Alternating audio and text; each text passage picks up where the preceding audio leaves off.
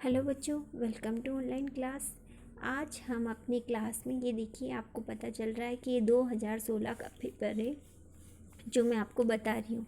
ठीक है, इस तरह से आपके पेपर आएंगे तो आप लोगों को अच्छे से पेपर को पढ़ना है और उन्हें समझना है। मैं आपको इस ऑब्जेक्टिव को एक बार और समझा देती हूँ। मैंने आपको पहले भी इस चीज़ को पहले समझा दिया था, लेकिन इसे हम अच्छे से एक बार और देख लेते हैं। आप लोग इस चीज़ का ध्यान रखिएगा कि जो पुराने पेपर हैं उन्हें अच्छे से आप लोग पढ़ लीजिएगा, ठीक है, ताकि आप लोगों को एग्ज़ाम में प्रॉब्लम नहीं आए। किस तरह से पेपर आएगा वो भी आपको पता चल रहा है ना। तो इस तरह से आपके ऑब्जेक्टिव भी आएंगे, व्याकरण संबंधी आएंगे, क्वेश्चन आंसर्स भी आएंगे। तो मैं आपको पहले ये समझा देती हूँ। तो देखिए, पहला प्रश्न है, उचित विकल्पम चित्वा लिखत। यानी कि आपको जो उचित विकल्प है उन्हें चुनकर जो सही वाक्य है वो लिखना है। आप एक बात का ध्यान रखिएगा कि पूरा ही लिखना है। जैसे कि क नंबर का आंसर है तो क नंबर का जो राइट आंसर है, जैसे कि क नंबर का ये ब वाला राइट आंसर है ना। तीतः प्लस लीन तो तल्लीन, तो इसका पूरा लिखना क नंबर का ब वाला तल्लीनः। पूरा आंसर इस तरह से आपको लिखना है। एग्ज़ाम में भी आपको ऐसे ही करना है।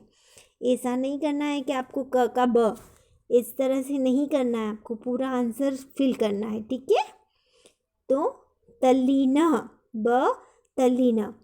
ख नंबर का है प्रश्न, विसर्ग संधि अस्ति। विसर्ग संधि है, आंसर पता चल रहा है आपको कि ख का अ वाला सही है, तो विसर्ग संधि नमस्ते। विसर्ग संधि नमस्ते, ठीक है।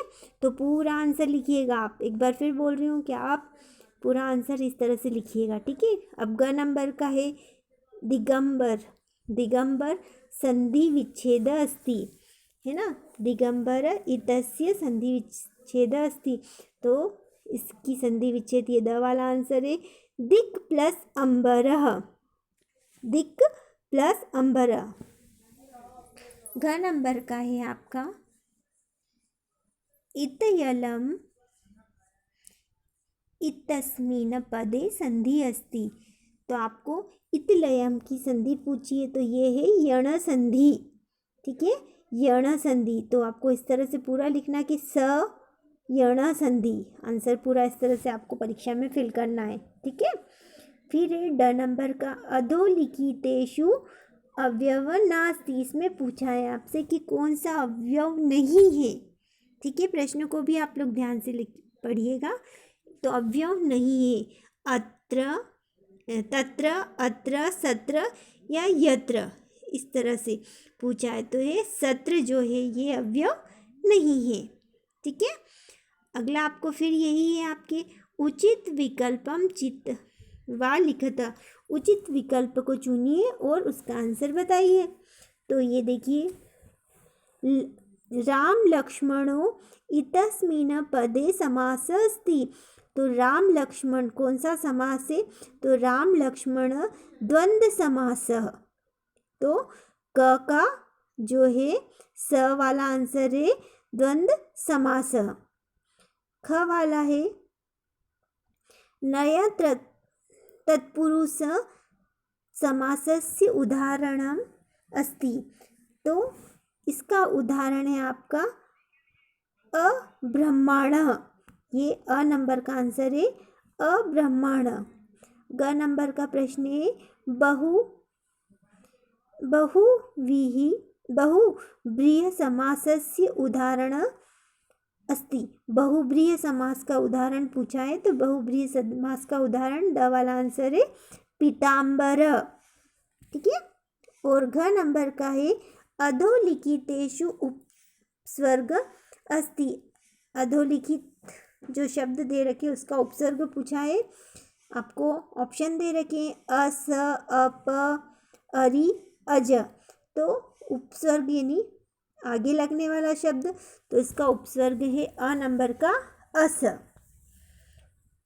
ड वाला है दुष्कर्म इतस्मिन् पदे उपसर्ग अस्ति। तो इसका है दुष, ठीक है, दुष्कर्म का उपसर्ग दुष। इस तरह से आप लोग ध्यान दीजिएगा और इसी तरह से ये आपको जो है ऑब्जेक्टिव करना है, ठीक है। ये आपको, अब मैं इस तरह से आपको ये ऑब्जेक्टिव बता दिए हैं। मैं आपको ये 5 नंबर का क्वेश्चन बता रही हूँ, रिक्त स्थान।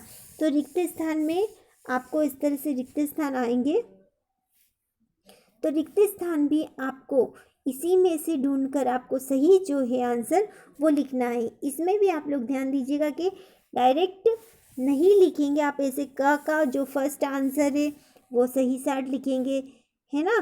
ख का जो आंसर है वो पूरा ही आंसर लिखना है आपको, ठीक है।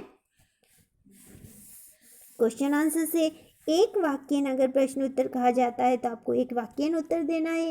एक पदेन प्रश्न उत्तर पूछा जा रहा है तो एक पदेन में उत्तर देना है, ठीक है। इस तरह से आप जो है पुराने सत्र के पेपर को आप लोग देखिए और उनको अच्छे से पढ़कर आपको पता चल जाएगा कि आपको किस तरह से एग्ज़ाम में करना है। ओके।